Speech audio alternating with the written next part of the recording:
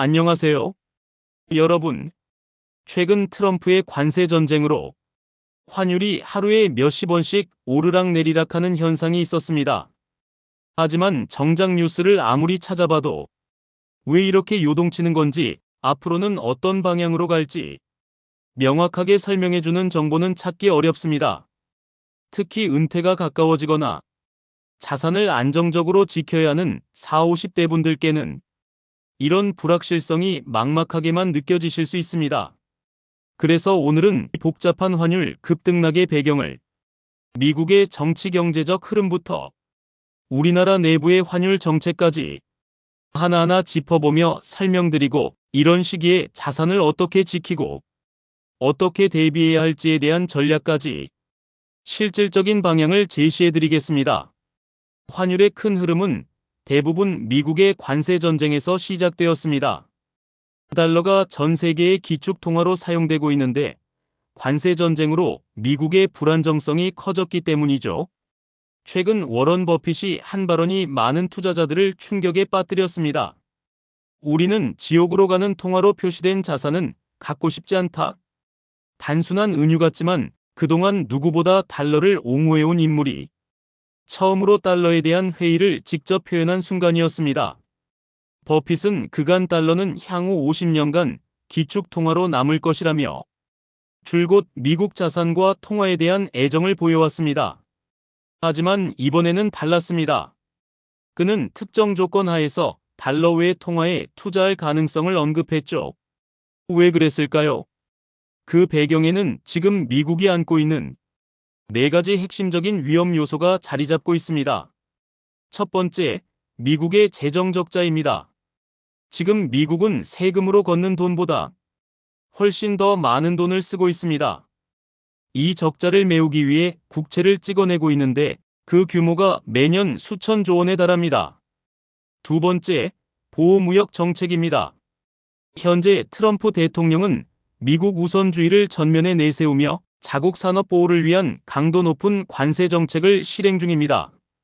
자동차, 철강, 반도체까지 전방위적으로 관세 전쟁을 벌이고 있고, 이로 인해 글로벌 공급망과 환율 시장에 강한 충격을 주며 수입 억제에 나서고 있습니다.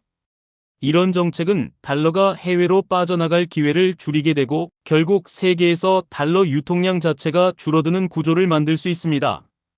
세 번째는 미국 정부에 대한 신뢰 하락입니다.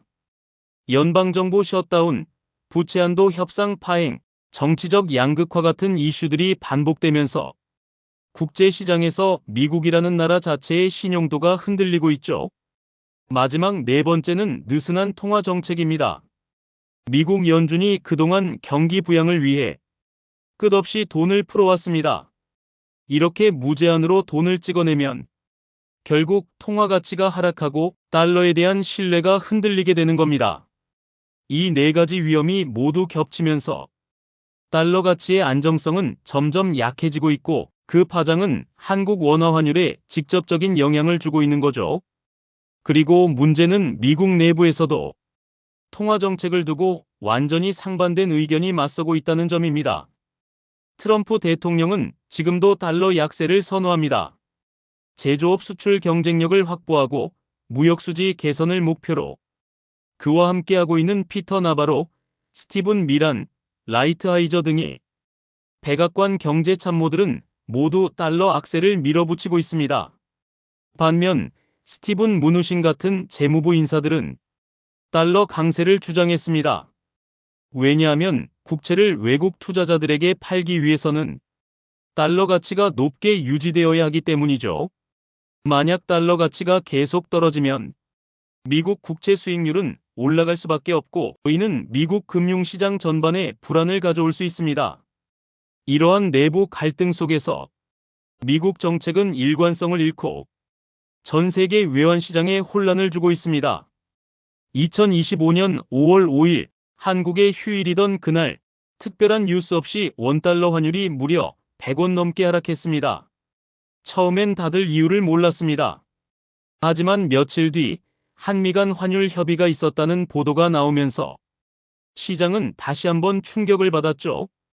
문제는 이 민감한 정보가 외신인 로이터를 통해 먼저 알려졌다는 겁니다. 더구나 제보자는 한국 정부 고위 관계자로 지목됐습니다. 이러한 정보 유출은 환투기 세력에게 기회를 제공할 수 있고 일반 투자자들에게는 불공정한 시장이라는 인식을 심어줍니다. 결국 환율 불안정성은 더욱 심화되고 우리 같은 투자자들이 피해를 입게 되는 구조가 형성되는 거죠. 그렇다면 지금 우리는 무엇을 준비해야 할까요? 첫 번째는 자산 배분 전략의 재점검입니다. 지금까지 원화 기반 자산에 집중해왔다면 이제는 달러 기반 자산을 일정 비율 포함시켜야 합니다. 예를 들어 미국 S&P 500 ETF, 달러 예금, 금은 같은 실물 자산이 대표적이죠.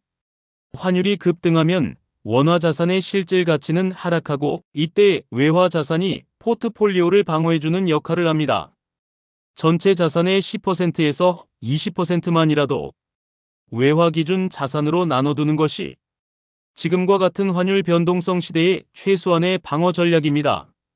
두 번째는 은퇴 이후 외화 지출 항목 점검입니다. 생각보다 많은 지출이 달러와 연결돼 있다는 사실 혹시 놓치고 계신가요? 자녀 유학 비용, 해외 의료 서비스, 여행 경비, 외화 보험.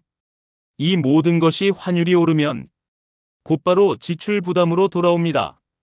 지금 환율이 1,400원 수준이라고 가정했을 때 단순히 100원만 올라가도 수천만 원 단위의 지출 차이가 생기게 됩니다. 따라서 달러 기반 지출이 예상되는 분들은 달러 자산을 미리 확보하거나 외화 보험이나 외화 펀드 같은 상품을 통해 실질 구매력을 사전에 확보하는 전략이 필요합니다. 정리해 보겠습니다. 지금의 환율 급등락은 단순한 외환 시장의 흔들림이 아닙니다. 세계 통화 질서의 전환기일 수도 있고 미국 패권과 달러의 신뢰도에 대한 시험대일 수도 있습니다.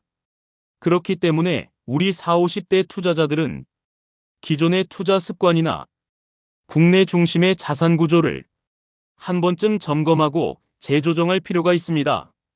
환율은 내가 통제할 수 없습니다.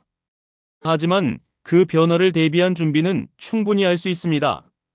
달러가 강해질 수도 있고 약해질 수도 있습니다.